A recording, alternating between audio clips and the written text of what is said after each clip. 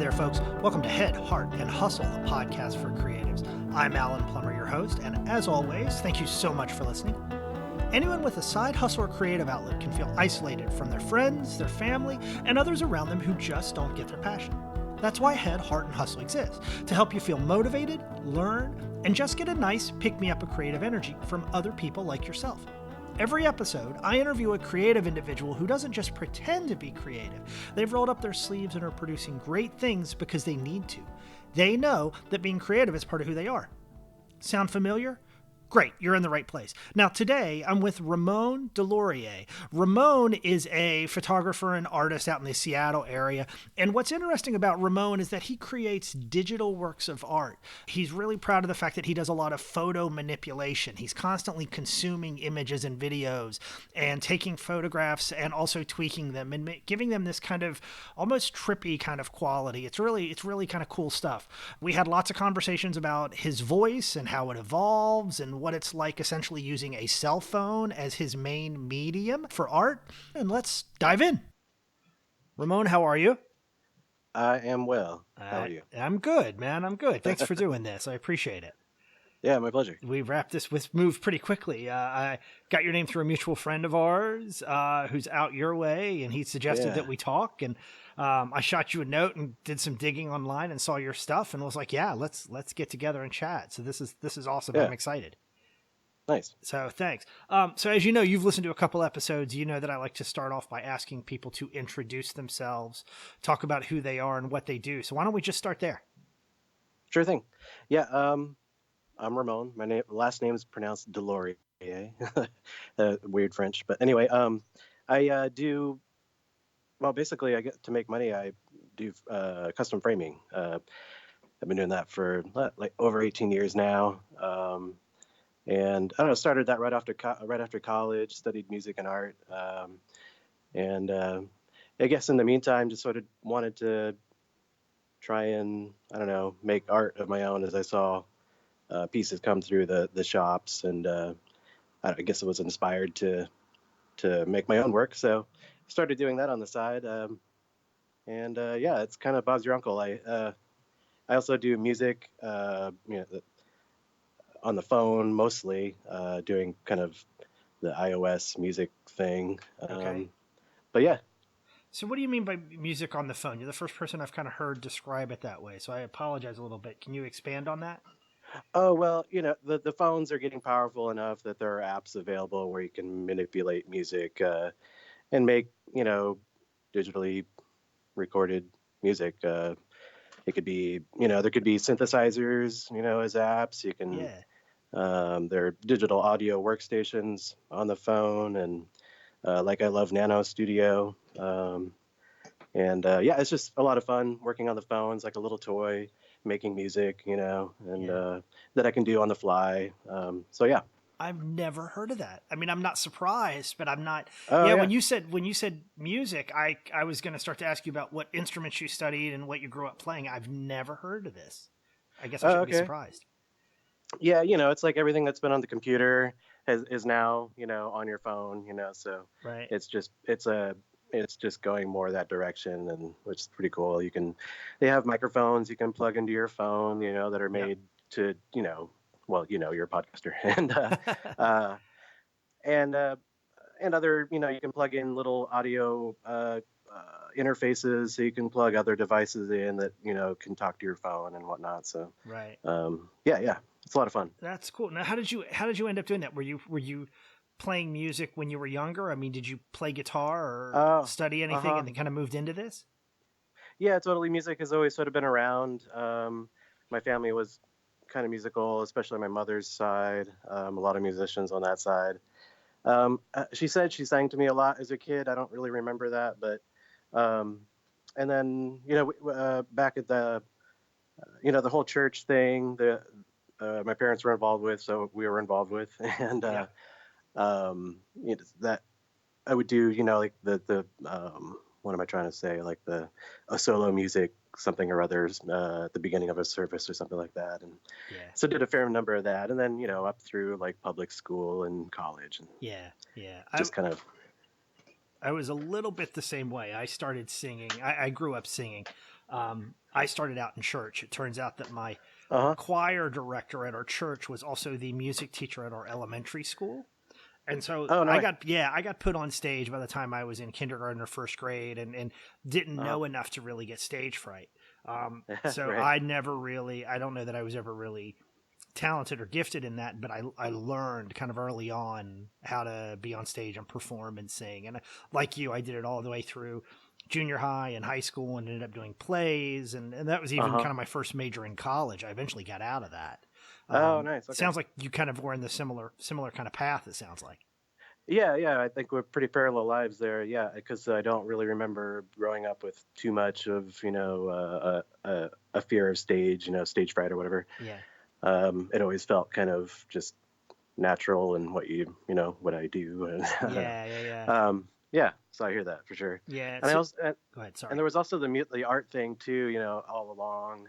Kind of, well, I guess kind of starting in fifth or sixth grade, I don't know. It was they were always parallels. I was always doing art and music and all the way through And kind you of a just thing. naturally gravitated towards drawing and things as well?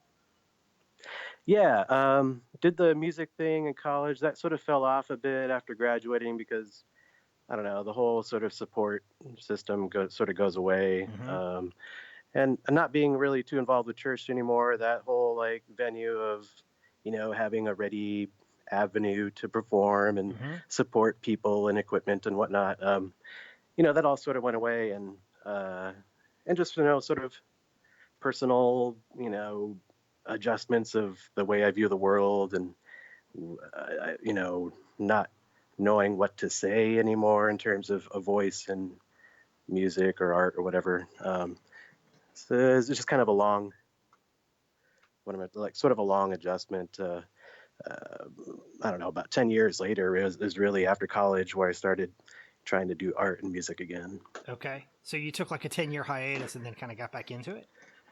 Yeah, I guess kind of, yeah, kind of did the work, did framing for a little while, and after college, and um, yeah, I guess so. Just trying to figure out who I was Yeah. in the world. Yeah, yeah, yeah. I felt like kind of just square one. What am I doing here? What are my thoughts? All the existentialist stuff, all the heavy Yeah, I stuff. guess so. Yeah, Yeah. I guess so. Yeah. Yeah. What do you think caused that to kind of kick back up after like a decade? Was there a moment or kind of something that happened or a day at work or something that kind of you remember that being kind of a trigger for that?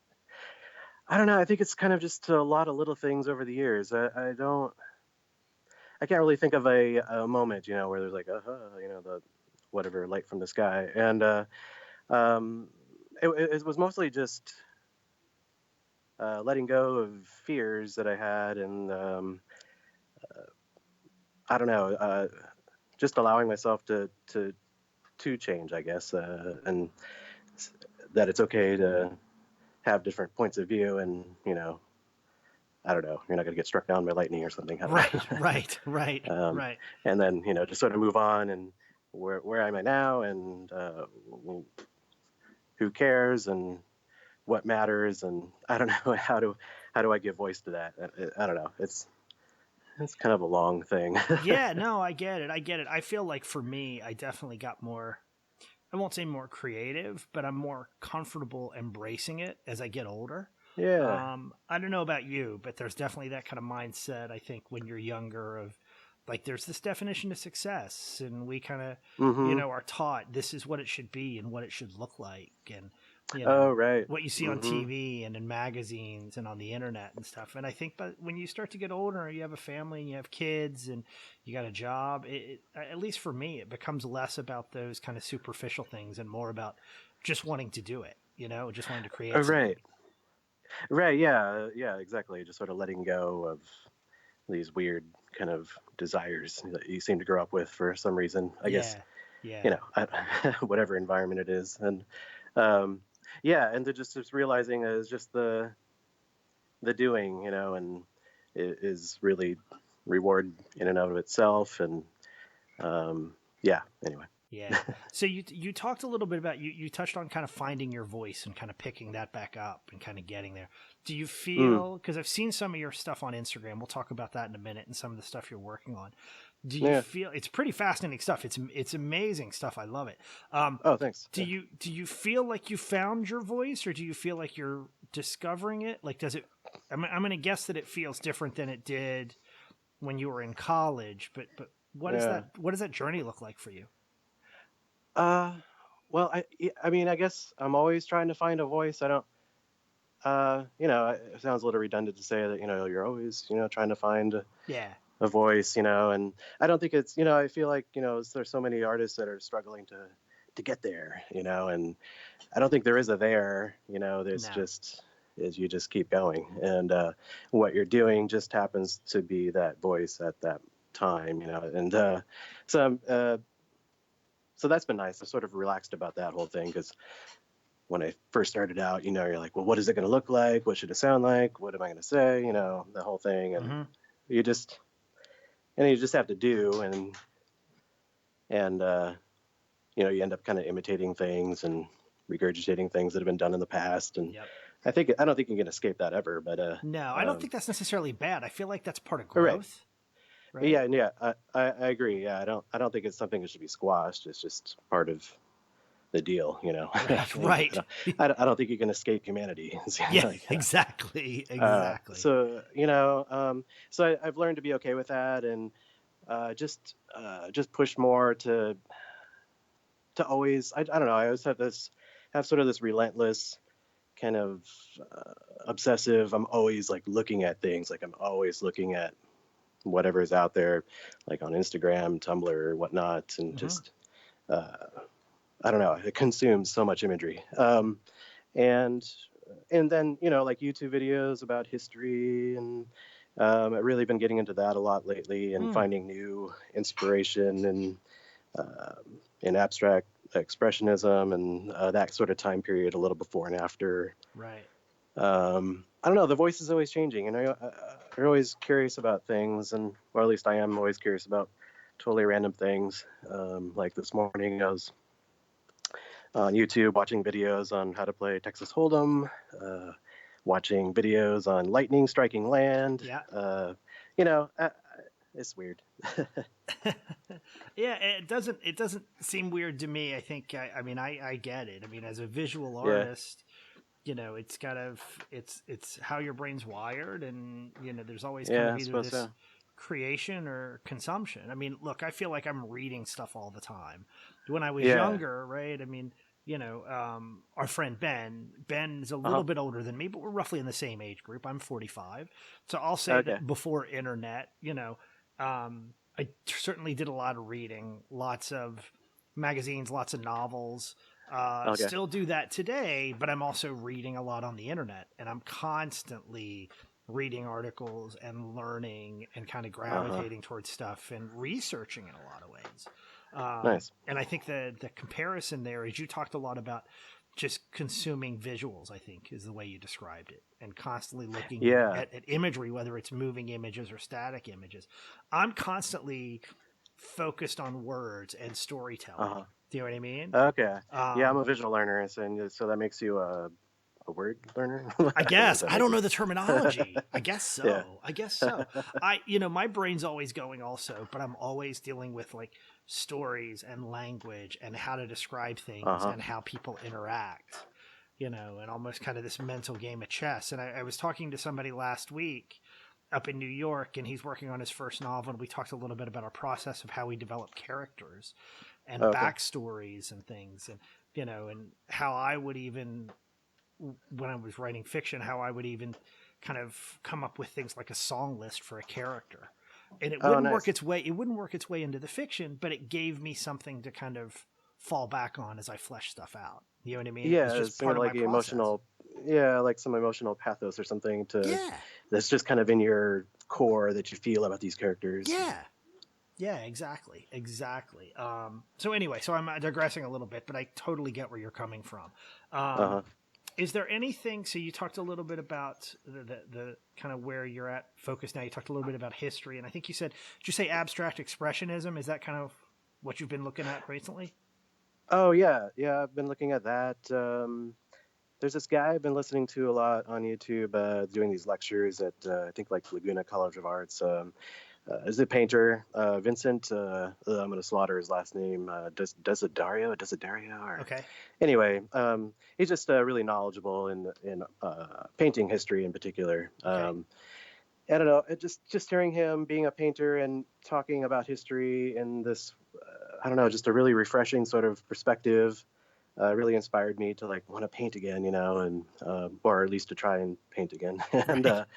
um, and I don't know. So he sort of led me down this road of looking at history because he, was dropping names, and I was just like, I don't know who these people are, and Yeah. so you just start diving in and try to catch up with his knowledge, and I don't know.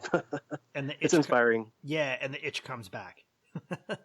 What's that? The itch comes back to create. Yeah, right, Yeah, right. totally get it. Totally get it. So, how would you describe? Maybe this isn't a fair question, so I apologize if this puts you a little on the spot. How would you describe the paintings and the stuff that you're doing now? Because I'm really a bit at a loss for words to kind of articulate. But again, I'm not a visual person. I'm not necessarily a visual learner like yourself. So I would struggle with that a little bit. Let's see. Well, I don't know. There are things that I do on the, just on the fly, like on a bus to work, to and from, sitting on a couch, watching things I've seen 100 times before, just because I like the atmosphere. And I don't know. We live pretty quiet lives. My wife and I, we have 2 cats and no kids, and so it's kind of nice to just have that freedom. And so I don't know where it all comes from. I think it's a lot of influences. Living in the city definitely influences the sort of the urban industrial side of it. That was probably influenced by, just liking synth pop, like German sort of electronic music. It's kind of dark and can sometimes sound a little cantankerous, industrial, whatever, Right. And, musical influences. So I think light is a big symbol in there. You see a lot of, light flashes or sparkles, or I don't know what that means. I guess being kind of a spiritual person, and I just like seeing sparkles in pictures. Yeah, there's a little bit of I need my unicorns. Yeah, and there's something a little otherworldly about it. Yeah, I've always loved sci-fi and fantasy growing up. The typical movies that my generation liked, Dark Crystal and Neverending Story, and all these, these sorts of movies. I don't actually read. Never did grow up reading them. It was always visual. It was, my media intake was always like movies, So Sure. And not until like college did I start, like reading for fun. So that was probably my wife's influence, and then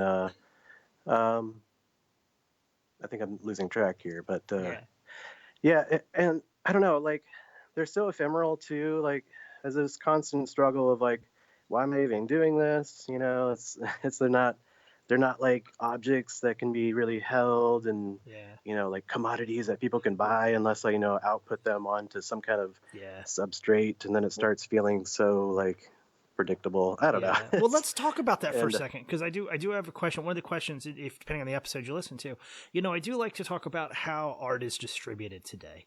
Right. So you and I, it sounds like we're of a certain age where we remember the world before the internet and what that was like for artists. Right. As a visual artist, you would create something. It either ends up in a gallery, or you're getting commissioned, or, it hangs in a museum, or somebody buys it for their house, or it's in some business building or university. All bets are off today. Right. Like you can create stuff digitally, and it doesn't even have to exist on physical medium. Right. And it can be a source of income. What is it? What's your kind of your output when you're creating this stuff? How do you distribute it, or have you played around with that at all? What does that look like for you? Well, distribution for me is just Instagram. When I started doing these photo manipulations on the phone, it just felt natural to just post to some social media outlet that, was that appealed to me.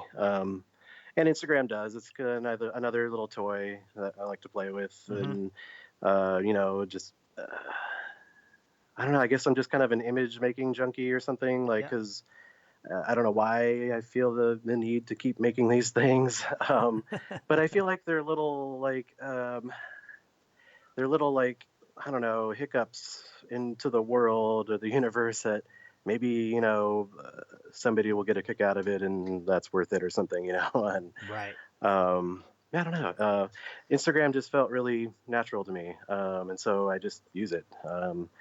And it's great to just have that platform where people might see it, and yeah, I don't know. Yeah, I think sometimes, at least for me too, some of this stuff that you can share on social media, it feels very, it feels much more flowing than Yeah, kind of working on larger pieces where you're in isolation and then there's this larger reveal and you're kind of putting things out there, right?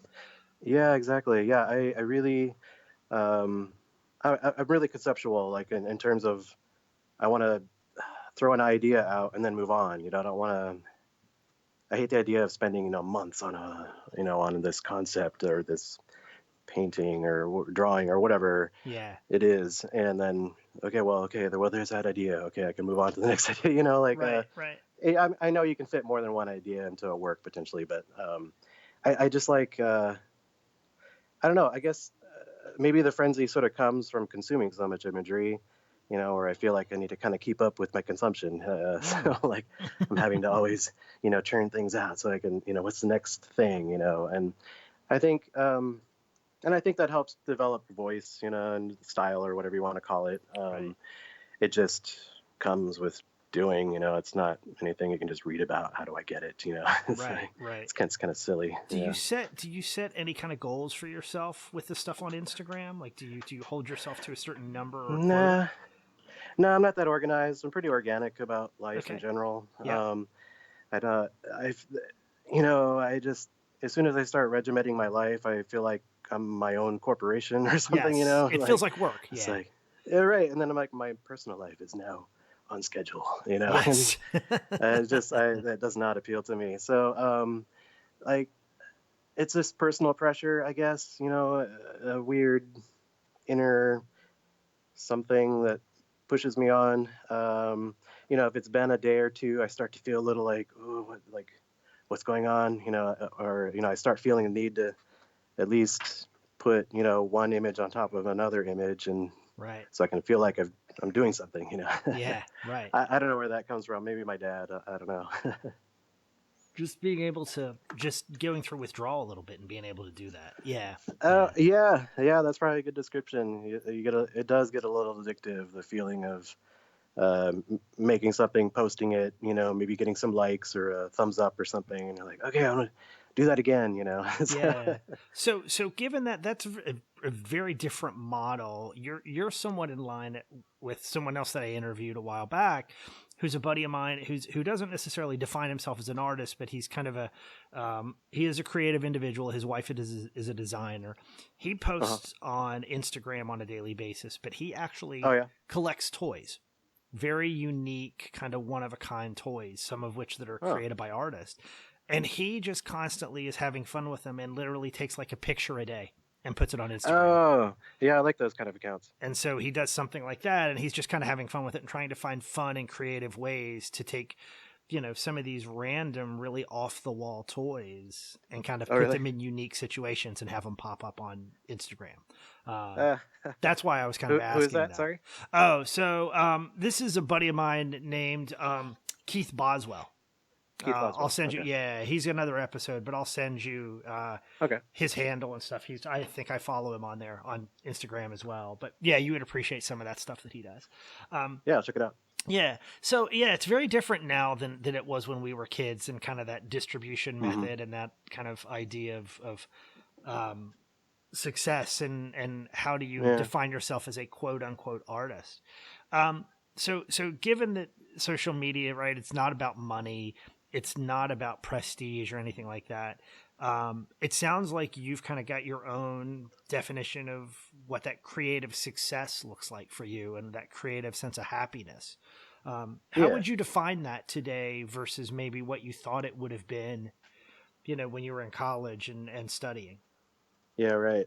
Yeah, well, I guess in college I did have sort of the idea that, you wanted to, be some kind of stage performer, have some kind of attention, or I don't know if stardom's really the word for it, but just, the fantasy of being, out there and on stage, and Right. not really thinking about all of the stuff that, happens when you're not on stage Right. for the 3 hours in a day. And I don't know. So I don't know why I sort of moved away from that. But just being able to do what I'm doing now, where being able to make things um, on my own terms, really. I mean, that sounds a little kind of angry or whatever, but like, I don't think. See, I don't like think I it just, is. I say it. yeah, That's the answer I give people. Remember, yeah, the same. I tell people that creative success for me, and I apologize for interrupting you. Creative success for me, in my turn, is the ability to create stuff on my own terms, and to yeah, have kind of the ability to support myself, so that I can kind of take it where I want. I totally get that. yeah, right, yeah, right, and I guess being such a huge like image consumption person, with the knowledge of art, the history, and design, and not just being a plebe about it, like uh, I'm always trying to push and add to a conversation that's been going on, for centuries. And I see a lot of what I see on Instagram. Um, it's really maybe it's just a lot of young artists, but I feel like they're just regurgitating their own commercial imagery, which is Mm. really weird to me. Huh. And so I try to stay off of those paths that I see everywhere. It's like Yeah. try and find something that's a little different, not to be different, but just because it feels more honest, and authentic, I guess. I mean, I think it's nice to sort of ping off of what the majority of people do, but it's also nice to be able to like figure to be coming into imagery that's makes people scratch their head, I guess. I don't know. Yeah, no, I completely get that. I get that. And I think, one of the double edged swords of social media is, on the one hand, we've got this wonderful distribution platform that we can kind of, to your point, create stuff and get it out the door and share it with people immediately, right? Which is, Right. for any creative, is a wonderful thing, right? We all want our stuff to be consumed and seen and kind of Right. taken in. I totally get that. But then the other side is you have to separate the wheat from the chaff, and it's I there's a guess lot so. out there, right? And Yeah. it's Right. not all good. And I'm not saying some of these other individuals and other artists aren't good, but it can be kind Yeah. of hard to stand out, and it takes some time, I think. Right. And and it's all. I mean, in the end, it's all kind of illusion anyway. What does it mean? Like, what's more legitimate than something else? It's all Right, based right, on right. academics, or whatever these theories are coming from, where these theories are Well, coming and let's from. think about it. Most of the folks that we study, or the names that we hear in college, whether you're a visual artist or a writer or a musician or a composer or anything else, the most successful names throughout history are people that probably achieved the most success and notoriety after their death. I mean, Right. some Yeah. people did have fame during their life, but Shakespeare didn't know that he would be Shakespeare. You know what I mean? Right. Yeah. And there's visual Yeah. I artists that are the guess I. same way. Yeah. Yeah. Sorry. Yeah. I guess I do sort of have this fantasy of trying to be ahead of the times. Yeah, Like something that doesn't really get understood until, like you say, you're dead or whatever. yeah, Or exactly. somebody just happens to come across it that makes it whatever. Right, That give it a whatever kind of attention that right, mass right. whatever would understand. But yeah, I don't know. Going back, it just occurred to me, when you were asking about the imagery that you're seeing on Instagram. One element in there that is hard to describe visually is giving an image sort of some kind of imbuing an image with some kind of soul, um, Oh, okay. or life. And I don't really know what I mean by that, but I think growing up with like Disney feature animation, as a kid, the animation that they did, was always in an effort to make it seem like they were actual, real, whatever. Right. And And so I think I tried to bring that into the imagery as well, even though it's still. I did puppets too as a kid, and I think that sort of stuck with me, trying to trick people into thinking it's real. So that's probably pretty big influence in those images too. Oh wow, okay, yeah, because you're right. Because I remember hearing and seeing where, like, some of the old school Disney films, they would actually film actors, right, and then they Yeah. would start to kind of do some of the rough illustrations over top of the actors' movements to get the body movements in sync and everything else. Oh, the too. rotoscoping, yeah. Yeah, rotoscoping. Mm-hmm. Thank you. I didn't know the term, but yeah. So, yeah, I totally get that. Yeah, it's interesting. I think they're, yeah, you're right. They're talking about this idea of kind of capturing life in within Mm-hmm. photos. How do you? I know it's hard to describe, but it sounds like you can definitely tell when a photo or an image has it and when it doesn't. Right. Sometimes, in layman's terms, I think for me, and maybe this is what you mean, maybe it's different. Sometimes it's really easy to see a photo or to see an illustration or something and say, well, that looks too fabricated. It seems to lack authenticity or humanity. Yeah, I hear that. And maybe it's not the same thing, but I kind of understand where you're coming from with some of that. Yeah. Yeah, it feels just a little. You mean just some other imagery you see Yeah, out yeah, there? yeah. Just, No. Yeah. yeah, Sometimes you just see that photos and things that it looks it's a too little perfect. flat. It's a little too polished, right? Right, yeah.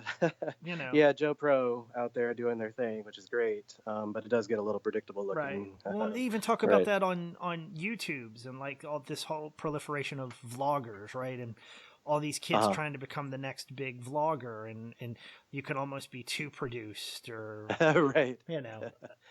I know when you look like everybody else, it's hard to stand out. Like this is what a great podcast should look or sound like. You know, Yeah, it's exactly.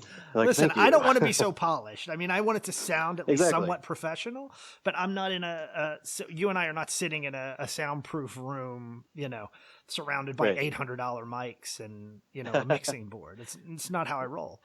So. Right. It's not necessary. Right. No. So that said, one of the other questions I like to ask people is about lessons they've learned. Has there been any kind of project that you've worked on or any kind of misstep or anything that was a big, not necessarily turning point, but a big kind of aha or lesson for you? Yeah. I think one thing that's really helped is playing video games. And I like recently playing.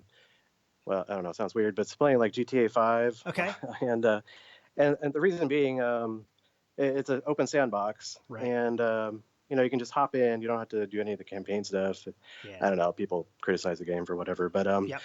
and but it does give you the opportunity to fail over and over again. When and I played so, it, that's all I like, felt like I did was fail over and over yeah, and over again. right. Yeah. And so, like, I feel like I've been realizing that playing the games that I do, it's really it's helped free my mind from worrying about worrying about failure so much. Just trusting that sometimes it's not going to look as awesome, and sometimes you can just get rid of that, and sometimes it's going to look great and keep that or keep building on it, or I don't know. Right. Yeah, so that sort of gained freedom, I guess, or not even permission to fail. I hate that kind of stuff, but like the freedom, I guess, is something I've been realizing. Yeah, and I also think that if you don't fail, you're probably not pushing yourself hard enough. You know what I mean? Yeah. It's just part of the growth. It's part of the evolution of being an artist, I think. Yeah, right. Yeah, it's just you put something down, I guess judgment too is something I've tried to put at bay more. Try not to judge every movement that I make so much. You mean judge yourself while you're creating something? Right. Yeah, exactly. Yeah, just especially with the mediums that I work in, the digital mediums, they allow you that Right. that freedom to just not. You can always undo something, Right. So Well, and you're creating so many pieces and moving so rapidly that I would imagine there's probably not a lot of time for judgment because you're cranking stuff out and getting it out the door pretty quickly. Right. Well, my brain's always working, well, everybody's is, I suppose, Yeah. but like I am super, like when I say that I get rid of judging, I'm always judging. It's so weird. But like, so I just, when you do so many, you just get better and better, and you honed your decision-making abilities to react faster, and so you can see if something's looking successful or if something's not. And Right. if it's not, you can quickly abandon it or mess it up to turn it into something else. Yeah. Yeah. Well, cool. So you do a lot in digital. Are you doing anything? Have you considered kind of revisiting some of the old school paintings and some of the other kind of more traditional types of art, or do you just feel like the digital Yeah. stuff fits really well with you? Yeah, no, definitely. Well, the digital will always be there, of course, and then yeah, I'm trying to introduce. Well, I'm always drawing, so there's always that sort of traditional media that I work with, working in sketchbooks. And But I did get on a I did get a line on well, I just got keys to a studio that I was able to get for free, which was pretty Oh, awesome. nice. I know, I was just kvetching to a client. He came in to have some framing done, and like, I wish I had a bigger space and I could do a larger painting or something. It's like, well, you can paint in my studio if you want. So That's I don't know. awesome. It's pretty cool how things can just turn up like that sometimes. So that's down the line. I'll be collecting materials and stuff to Yeah. start trying do sort of larger scale paintings. And now you've got no excuse not to do it, and you've got a place, Right. and that's awesome. Yeah. Yeah. That's awesome. What advice do you have for people who are pursuing their creativity or picking up their Uh-huh. creativity maybe after kind of a break or a hiatus like you did? Yeah. What advice, just in general, what advice would you give other creative people? I think maybe just trying to find a way of least resistance. Not trying. I don't know. I feel like there's always some way you can try and do something. Like for me, it was access to a handheld computer. Um, you know, uh, I don't know. Like I feel like there are always ways that you can re-look at something or try to come at things from a different angle to just I don't know to just say just get going, Mm-hmm. and do something, and try not to judge that path too much, like, oh well, I'm not doing it the way I've seen so and so that I respect do it, so it's not as legitimate, or um, I don't know. It's just to push forward and just trust that it's yeah, trust that something good will happen at some point. Right. um, I don't know. I like to view things more as a marathon than a. I need to make sure my career happens in 2 years or something. Like Right. I don't know. Yeah, no, I'm the same way. I'm the same way. I mean, that's kind of it takes hard work, and it's day after day after day, and I think you have to kind of Right, focus on what you're doing now and kind of let the long term come. right. Yeah, Yeah. yeah. And the daily thing is a good point. If you can do something every day, just something. I think that's great. Like Yeah. just flexing that muscle daily in some way, no Yeah. matter how big or small. Well, and you alluded to that with the photos. You talked about your decision making and everything, and that's probably really hard to articulate. But I imagine when you're in the moment and creating that stuff, some of those mental shortcuts and those lessons that you've learned, they just kind of layer Right. and start to build on top of experience. And it probably makes the whole creative process much more agile and faster kind of in your mind than it was a couple years ago. Absolutely. Yeah, yeah. I think you train your brain to do these processes or process or whatever the word is, and Yeah, yeah, yeah. it gets used to knowing how to do it, and it doesn't get stagnant. It finds ways, but it finds other options that you wouldn't have thought to do before. So it sounds like it's a predictable process, but that's I don't know. For me, it's something always fresh shows up. Yeah, yeah, yeah. Out of all the stuff that you've created, is there any one or two pieces that you're most proud of, or that you look at and say, "Yeah, that's probably one of my favorite things that I've done"? Um, Probably not. Ugh. I can't really think of one particular piece to Yeah. stand out. It's weird. It's like this. It's more of the process for me, I guess, Mm-hmm. Mm-hmm.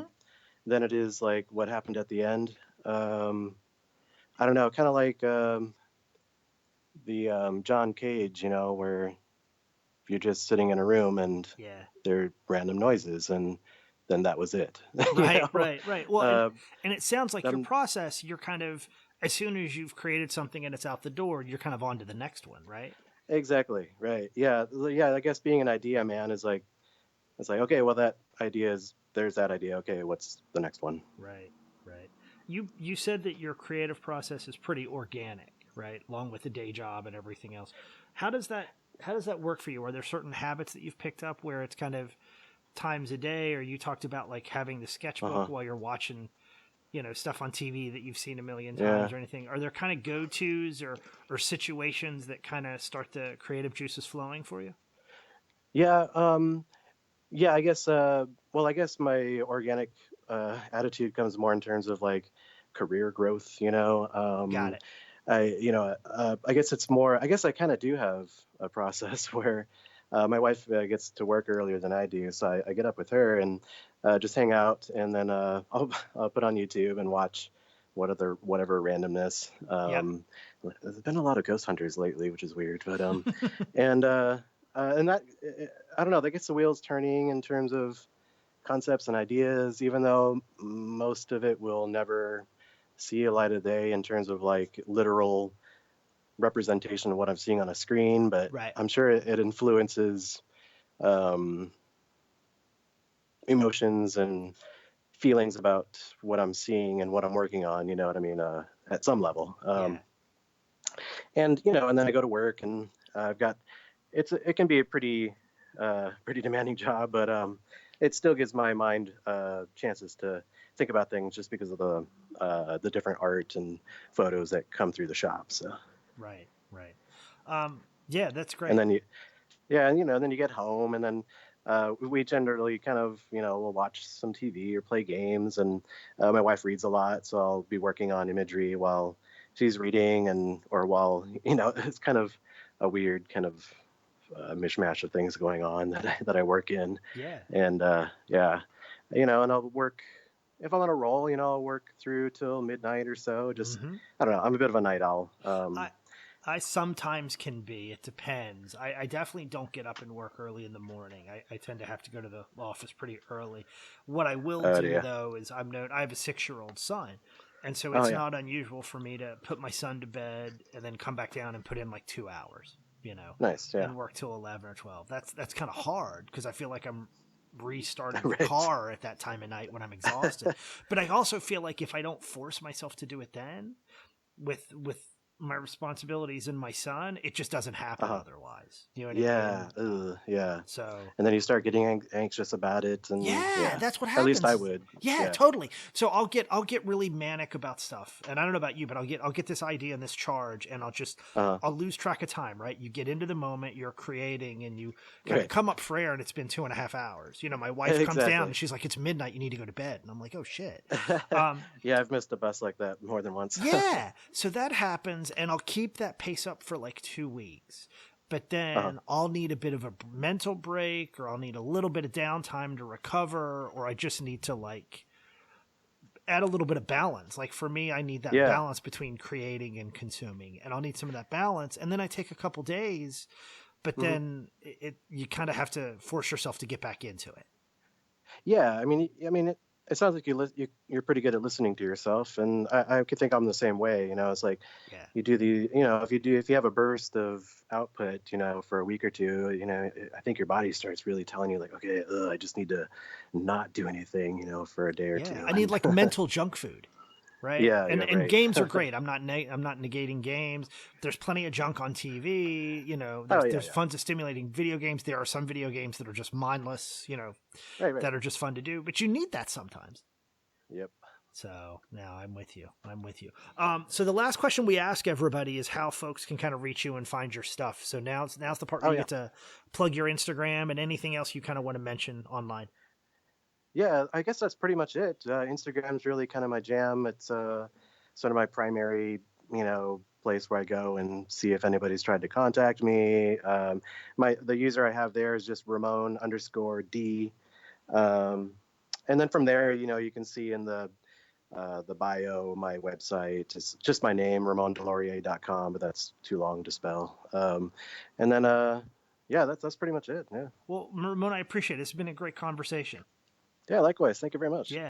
All right. Thank you, Ramon, for doing the interview. I greatly appreciate it. Now, if you like the episode, shoot me an email and let me know. In fact, to show my appreciation, I'll send you a few stickers and buttons as my way of saying thanks. You can reach me at headheartandhustle@gmail.com or through our website. You can also get email updates from us, which are fairly inconsistent depending on how busy my life gets. Visit headheartandhustle.com/newsletter to sign up. Remember that you can also find us on the web at headheartandhustle.com, and we're all over social media. Our logo was created by Meg Shearer. If you're digging that, you can check out her other work on Society 6. The music you hear each episode was written and performed by the band Starch to Sugar.